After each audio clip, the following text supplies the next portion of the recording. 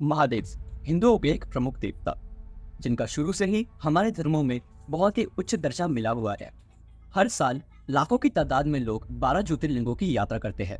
लोगों की आस्था और उनकी भक्ति ये साफ साफ दर्शाती है कि ये लोगों के लिए क्या कहे, हमारे हिंदुओं के लिए क्या मायने रखती है। आज की वीडियो इन्हीं 12 ज्योतिर्लिंगों में से एक ऐसे ज्योतिर्लिंग की है जो स्वयं महादेव का भी पसंदीदा था। पर आज के समय में इस ज्योतिर्लिंग के ऊपर एक मस्जिद खड़ी हुई है।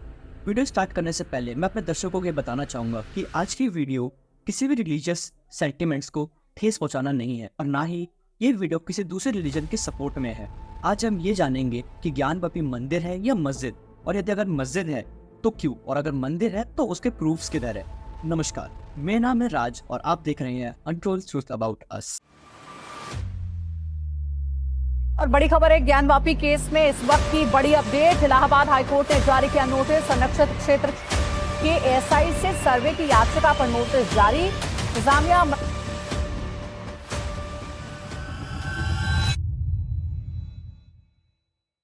भारत में कुल 12 ज्योतिर्लिंग स्थित है। उन्हीं में से एक है काशी विश्वनाथ। हिंदू ग्रंथों की माने तो इन 12 ज्योतिर्लिंगों की यात्रा करने से सैल्वेशन यानी मोक्ष की प्राप्ति होती है।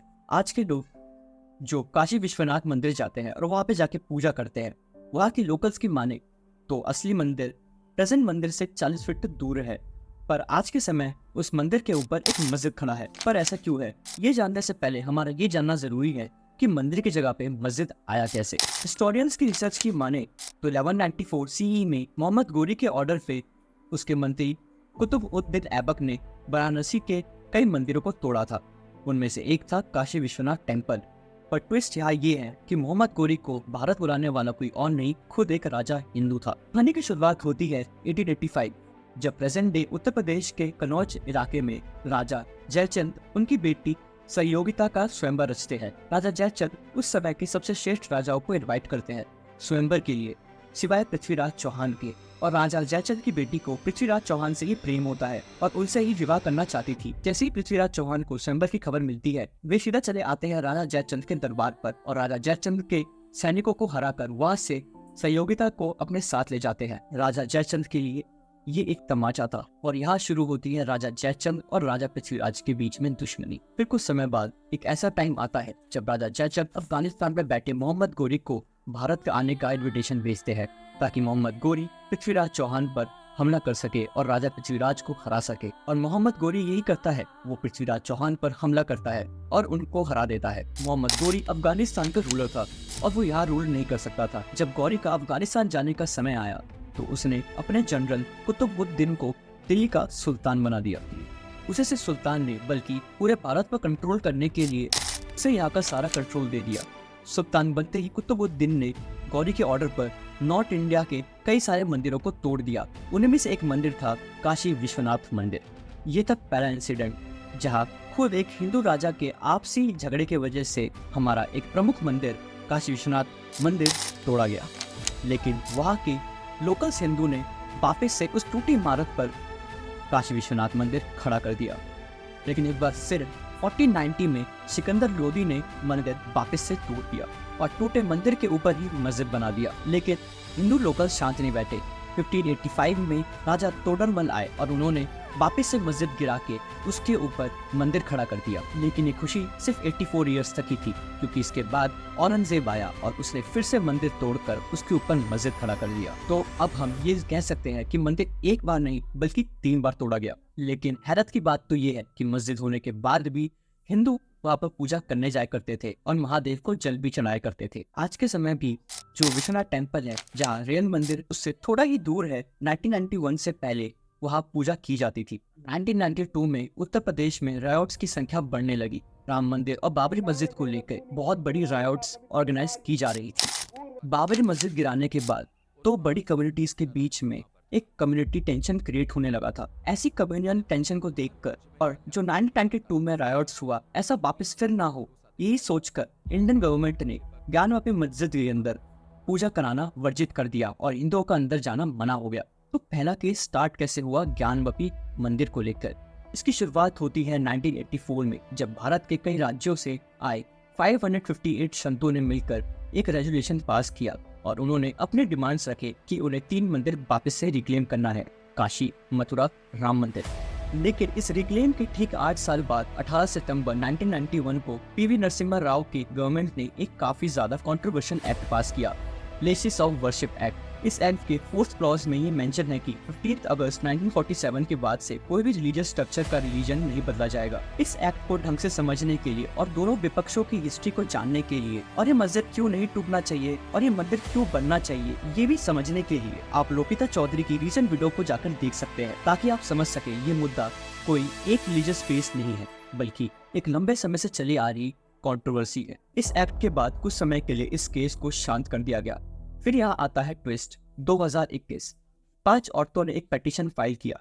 उन्होंने कहा, मस्जिद के अंदर हमारे महादेव, माँ श्रृंगार गौरी, श्री गणेश और हनुमान जी है और हमें उनकी पूजा करने की परमिशन दीजिए।